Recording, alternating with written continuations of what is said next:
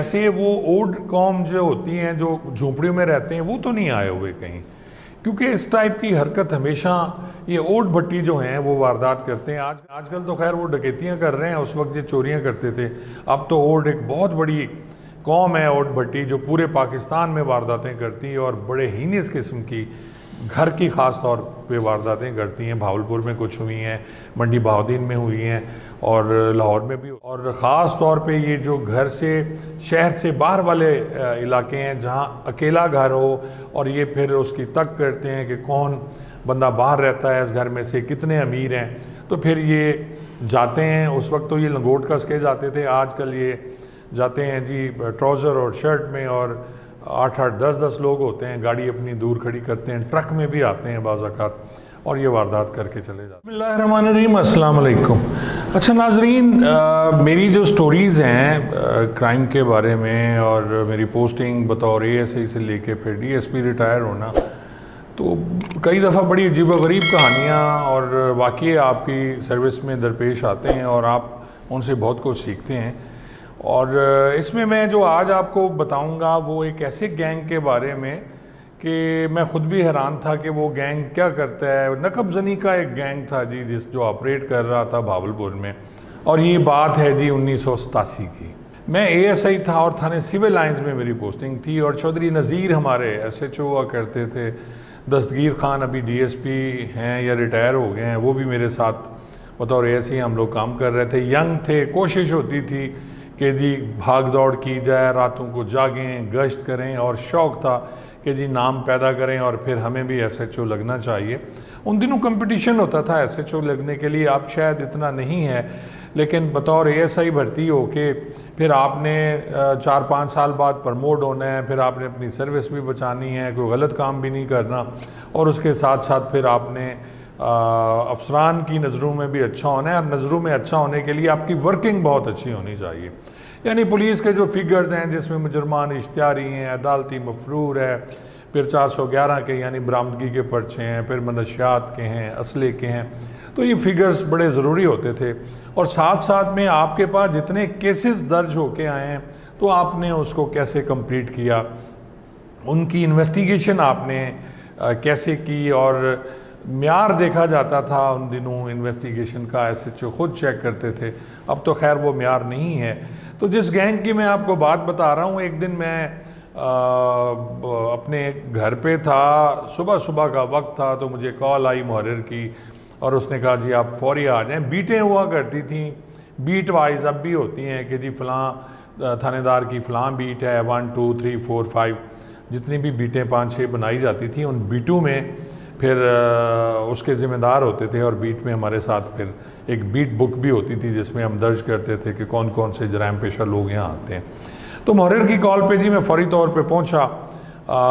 Mobile phone तो उन दिन नहीं थे, घर पे बंदा आया कांस्टेबल, और मैं पहुँच गया। उसने कहा जी वारदात की एक रिपोर्ट आई है और नकब ज़नी हुई है।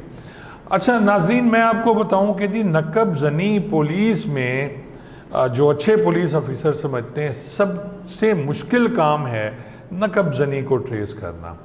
बड़े बड़े नकब ज़न हमने देखे जो छत फाड़ के आते, दीवार में सुराख करके फिर उन्होंने आना। पक्की दीवार में बड़ा जल्दी होता था कि आपने एक ईंट निकाली, उसके बाद 2-2 ईंट निकाल के आप अंदर दाखिल होते हैं और वहीं से फिर चोरी का सामान लेके जाते हैं। इसी तरह छत से उतरना बड़ा मुश्किल होता है नकब ज़नी में, कि अब छत से जो टाइल्स होती थी, अब तो खैर दूसरी छत का ट्रेंड हो गया, तो टाइल्स और गार्डर होते थे और उसके साथ लोहे के टियर्स होते थे, तो उनको लगा के 2 निकालनी छत में से टाइल, और उसके नीचे आना और वारदात करके फिर रस्सी के लिए चढ़ जाना। ये भी वारदातें हमने देखी।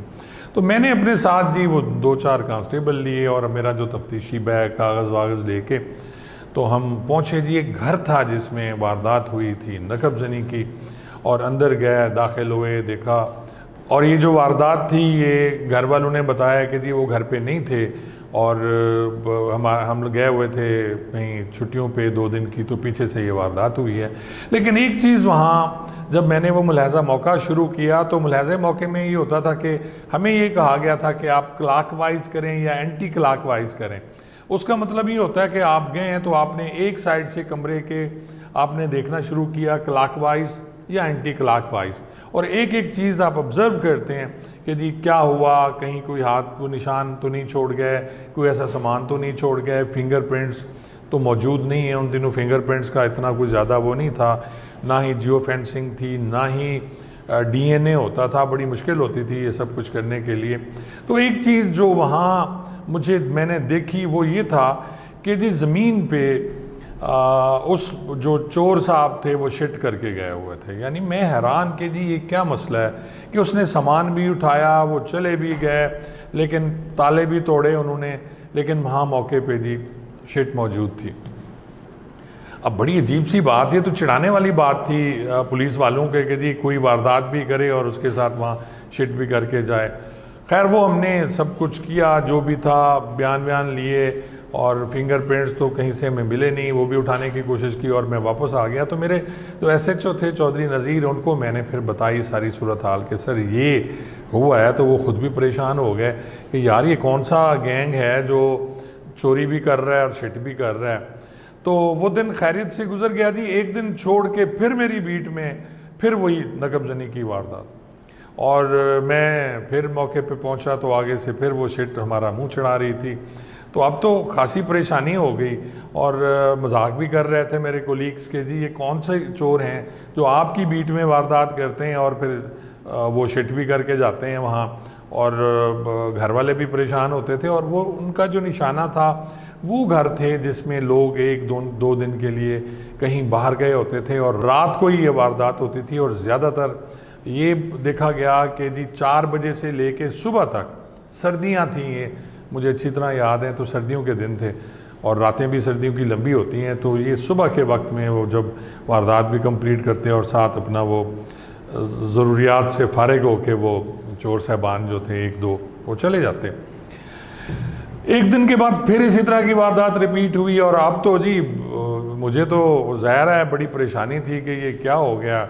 अब फिर वही हमने पुराने जो थानेदार थे, पुराने पुलिस वाले थे, थाने पे जो तैनात पुराने कांस्टेबल, उनको बुलाया और कहा कि जी ये तो ट्रेस होनी चाहिए। बड़ी शर्म की बात है कि 3 नकबजनियाँ हो गई हैं, और मुझे डीएसपी साहब ने भी पूछ लिया था।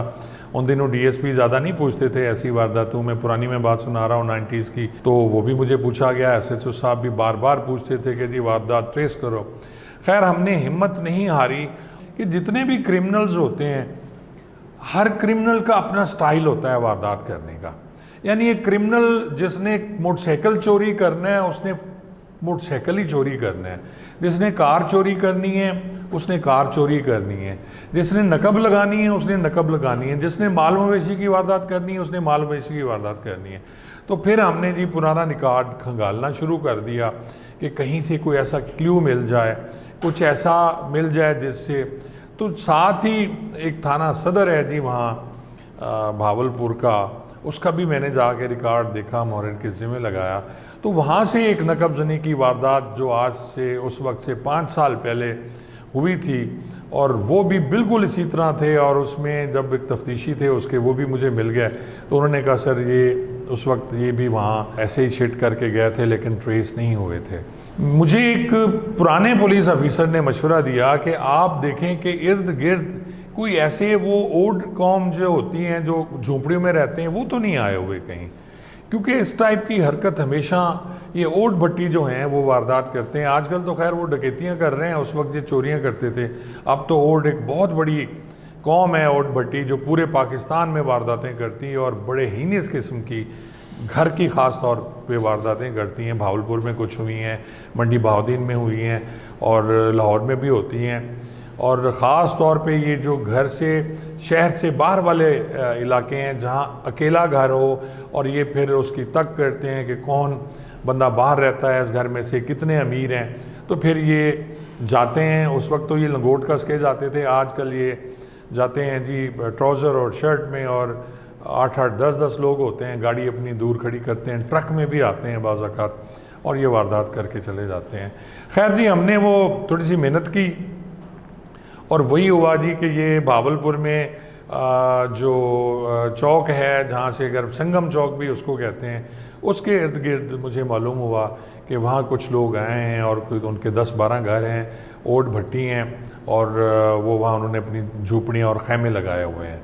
तो फिर मैंने अपने एसएचओ साहब से बात की और हमने रेड किया जी अलग सुबह उस दिन, और हमें जो हैं कुछ वो भट्टी मिल गए और उसमें से एक सही बंदा भी हमें मिल गया थोड़ी सी इंटेरोगेशन पे। वैसे ये इतने जल्दी ब्रेक नहीं होते, लेकिन मेहनत की हमने पूरी और वो ब्रेक हुआ और उसने फिर बता दिया कि हाँ जी मेरे साथ फ़लाँ फ़लाँ फ़लाँ 4 लोगों के उसने और नाम बताइए, 4 लोगों के उन्होंने और नाम बताए। वो भी हमने थोड़ी सी मेहनत के बाद गिरफ़्तार कर लिए, वो उधर ही से हमें मिल गए। और इस तरह ये गैंग जो था 5 लोगों का गैंग था और ये नकबजनी करता था भावलपुर में, वो ट्रेस हो गया। और जो इंटरेस्टिंग बात जो मैंने उनसे पूछी कि यार ये क्या, बाकी तो तुम चोरी करते हो, खैर करते रहो, तुम्हारा पेशा है, लेकिन ये शिट कर जाना वहाँ पे क्या था? तो उन्होंने कहा जी फिर ये हम पुलिस वालों को चिढ़ाते भी हैं और उस वक्त सुबह का वक्त होता है तो हमें जो हाजत होती है तो हम लोग कर देते हैं। बड़ी अजीब सी बात है, लेकिन आप ये देखें कि जी सिर्फ इस वजह से ये गैंग ट्रेस हुआ। चोरी में तो लगे ही रहेंगे डेफिनेटली, बाज तो नहीं आते चोर, लेकिन वो गैंग ट्रेस हो गया और अफसरान की नज़रों में मेरी इज़्ज़त और बढ़ गई।